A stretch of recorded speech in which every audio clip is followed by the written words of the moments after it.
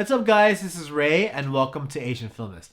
And the movie we'll be talking about today is the 2017 film Destiny, The Tale of Kamakura. It's directed by Yamazaki Takashi, the director of films such as Always Sunset on 3rd Street and the Parasyte live-action adaptations. And as a matter of fact, Destiny is based off of a manga. The manga was written by Saigon Ryohei, the same author as Always Sunset on 3rd Street, the manga series. So this is the second time that the director and the author have collaborated. Well, not really collaborated, but this is the second time that this director has adapted a work from this author. Well, I guess technically the fourth time.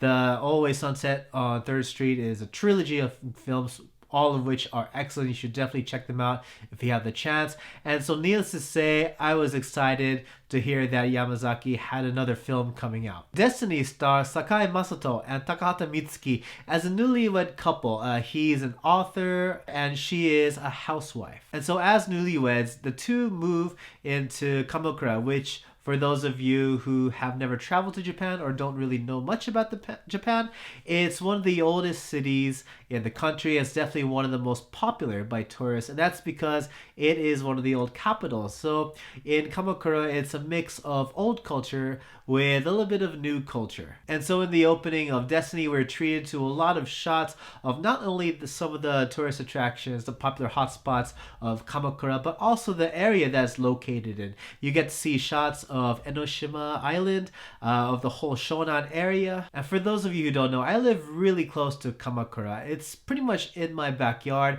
as well as many of the areas that are shown in the opening sequence of Destiny. And to see my home area displayed in a movie, which in the end I really liked, I was pleased to say the least. And so going back to the story, these newlyweds, they move into Kamakura. However, the Kamakura in this movie is not like the Kamakura that tourists know and love. This is actually a city that's full of many mythical creatures or yokai, and they just roam the land freely, and they're integrated with human society. And so our lead couple, they embark on this journey where they not only learn how to live with each other as a newlywed couple, but also a journey in which they discover the magic and the dangers that lurk in the city of Kamakura. So let's talk about the positives and the negatives I felt that were in Destiny. First, the positives.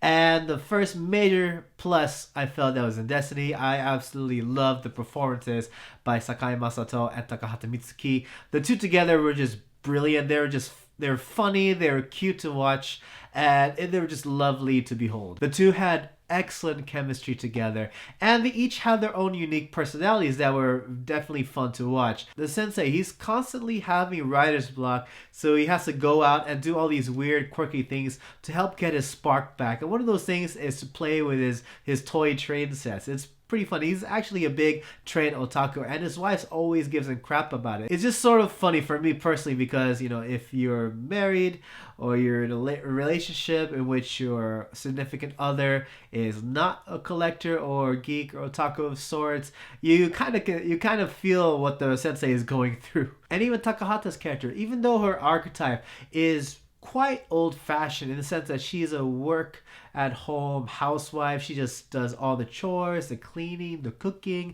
making sure the house is tidied up.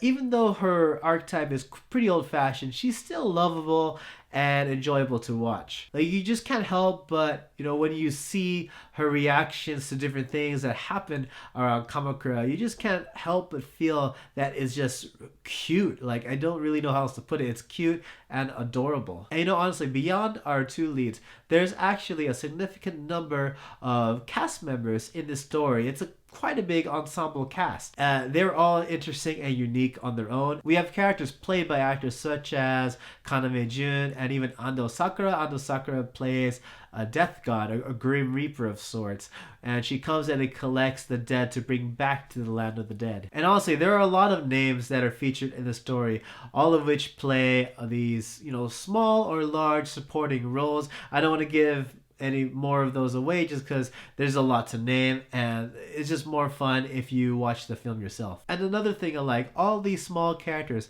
they all play some significant role to the overall overarching story. And that's something I can appreciate. There was not really a character that was a throwaway. What else is there? I also thought the CG was excellent. And CG in a Japanese movie, for many of us who are spoiled with Hollywood budgets and Hollywood level CG, CG in Japanese movies aren't usually a big thing, but the CG and overall special effects that were utilized in Destiny, it was top notch. And if you're not going to use puppets to bring all the different kinds of yokai that are living in Kamakura to life, you're going to need some really top notch special effects, and Destiny brings it all. And something that I can appreciate greatly about Destiny is that it really makes you want to travel to Kamakura. If you haven't been to Kamakura already, you'll definitely be interested in visiting. I mentioned earlier, it shows off all the different locations and hotspots. For example, the giant Buddha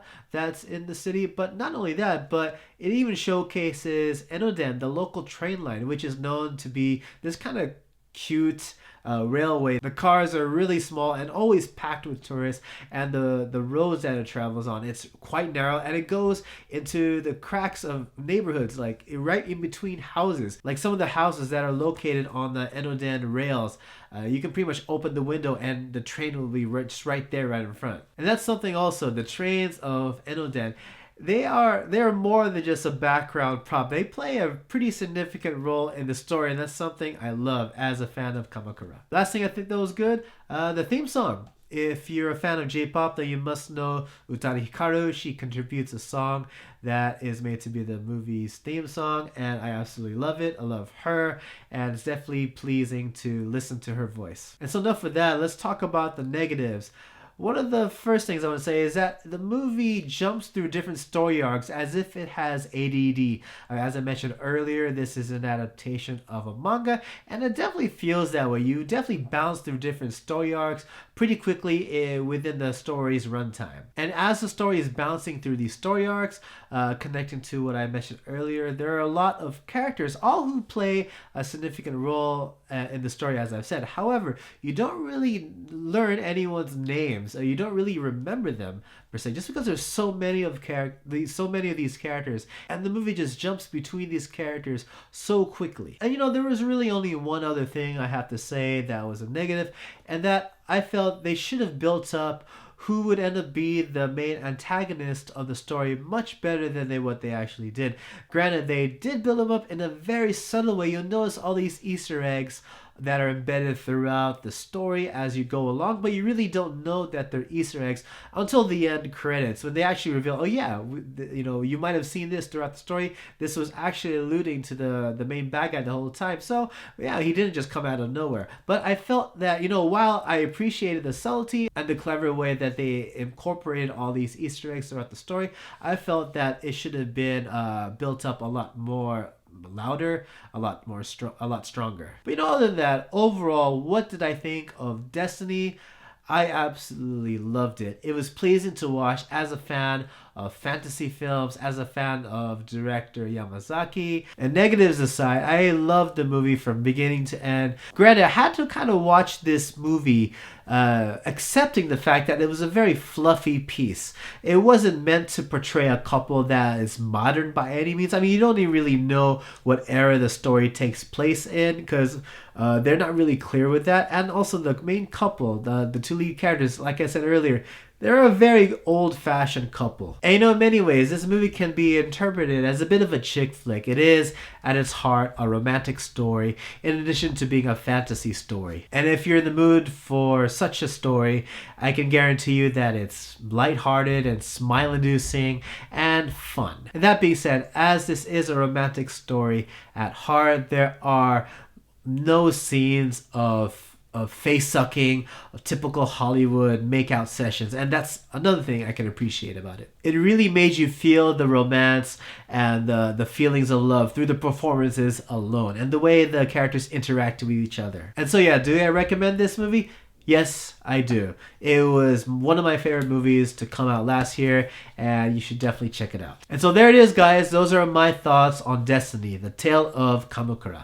What did you guys think? Or what kind of questions did you guys have? Let me know in the comment section below. Don't forget to leave a like on this video and subscribe to Asian Filmist to join in more discussions and reviews of Asian films. follow on Facebook and Twitter and all that good stuff. And as always, everyone, thank you so much for watching, and I hope to see you all again in the next video. Take it easy.